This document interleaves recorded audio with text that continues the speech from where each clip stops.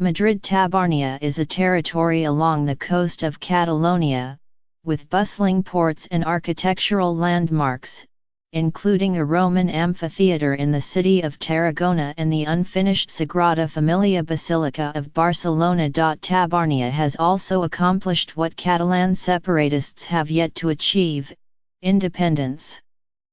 This month, Tabarnia's inhabitants even elected a veteran theatre director as their president. If all this sounds a bit surreal, that's because it is. Tabarnia, whose name is a mashup of Tarragona and Barcelona, is an entirely fictitious entity, created and promoted by some of the people opposed to Catalonia's independence from Spain. The founders of Tabarnia intend for it to send a message to Catalonia's separatist politicians, that not everyone in Spain's restive northeastern region shares the same breakup hopes, and that one declaration of independence could set off a cascading series of separations, to the point of absurdity. Tabarnia holds up a mirror to the nonsense that is the demand for Catalan independence, said Joan López Alegre, a politician, journalist, and now the spokesman for the invented country.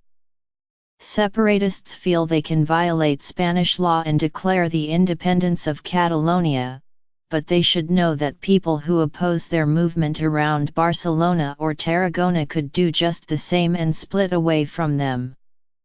The Tabarnia initiative went viral on social media shortly after December 21, when Catalonia's separatist parties retained their narrow parliamentary majority, winning 70 of the 135 seats in the Catalan parliament, in a snap election called by Mariano Rajoy, Spain's prime minister. While the vote was a setback for Mr. Rajoy, whose own Popular Party finished last in the regional election, it also confirmed the split within Catalan society and left the separatist parties with an uphill struggle to form a new government. On Tuesday, Catalan lawmakers are to decide whether to re-elect Carles Puigdemont as president. He was removed from office by Mr. Rajoy in October, after he and other separatist lawmakers declared unilateral independence.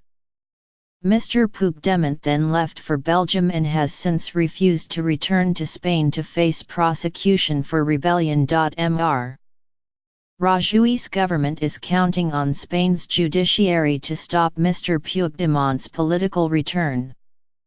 Should Mr. Puigdemont be re-elected, Mr. Rajoy warned that he could extend Madrid's direct rule over Catalonia, using the same emergency powers that forced Mr. Puigdemont's ouster 3 months ago. On Saturday evening, members of Spain's Constitutional Court voted unanimously that Mr. Puigdemont would need to appear in person in the Catalan Parliament to be sworn in. While the separatist lawmakers are struggling to form a new government without incurring more sanctions from Madrid, Tabarnia's mock president, Albert Boadella, was elected unopposed. In the waning years of the Franco dictatorship, Mr. Boadella was a co-founder of Els Jogglers, a theatre company that used mime and comedy to challenge censorship under Franco's regime. Since 2006, however, Mr. Boadella has refused to produce a play in Catalonia, after suffering what he called a campaign of hatred for helping launch Ciudadanos, or Citizens, a staunchly anti-secession party that has grown into a national political force. In the December vote in Catalonia, Ciudadanos won 1/4 of the votes, making it the largest single party in the Catalan Assembly. But Ciudadanos is leading the opposition, not trying to form a government, because the three separatist parties won a combined 47.5% of the vote, enough to give them a majority, under a voting system that favors their dominance in rural areas. Mr. Boadella accuses the separatists of pushing Catalonia toward the most absolute ruin. He is beginning his mock term as president of Tabarnia in a self-imposed exile because this territory has become insufferable for the lovers of liberty and good humor. Even if Tabarnia is a light-hearted pushback against the separatists, Mr. López Alegre noted that the Spanish Constitution, which forbids unilateral secession, does allow the creation of new autonomous regions. And while Tabarnia highlights the opposition to secession in and around two of Catalonia's largest cities, residents of the Val d'Aran, a tiny mountainous community along the border between France and Catalonia, have also been warning that they could break away if Catalonia seceded from Spain. Per Ruzinal, a co-founder of Mongolia, a magazine of political satire, sees Tabarnia as an interesting provocation to underline the contradictions of Catalan nationalism. But if Tabarnia ever became a serious political project, there could be a real danger of balkanization, he said, even perhaps like the violent breakup of the former Yugoslavia. What is a game would then look scary, Mr. Ruzinal warned. For the separatists, however, Tabarnia is an irrelevant case of sour grapes, coming after an election that failed to yield the decisive blow to Catalonia's independence movement that Mr. Rajoy had anticipated. Tabarnia is something like Peter Pan's Neverland for the Unionists, said Salvador Garcia Ruiz, the chief executive of ERA, a pro-independence newspaper. The territorial tensions within Catalonia, he added, are manageable and comparable to those provoked by other heated political debates, like Britain's referendum on leaving the European Union or the election of President Trump in the United States.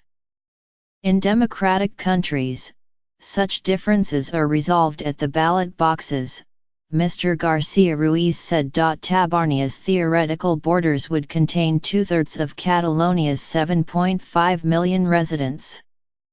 Unlike the Catalan Republic that Mr. Puigdemont and other separatists want, Tabarnia would swear allegiance to the Spanish monarch, Felipe VI, while using its own flag and coat of arms. Tabarnia is a parody, but one that feeds into the debate raised by the Catalan independence movement over the limits of the principle of self-determination, said Manuel Muniz, the Dean of the School of International Relations at IE University in Madrid. The mock territory raises the issue of who is to vote and when within a democratic system, Mr. Muniz said. Are regions the ones entitled to decide on their independence, or would cities also qualify? Or should it be neighborhoods within cities? Similar questions, Mr. Muniz said, could apply to Scotland, London, and other constituent parts of the UK once a slim majority of Brits took the decision to leave the EU.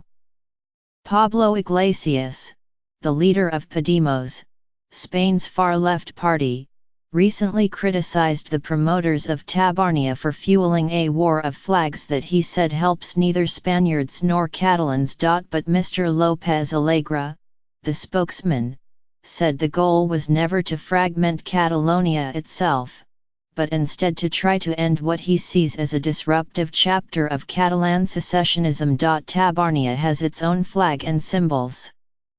Acta est fabula, the Latin saying for the play is over, is the motto on its coat of arms.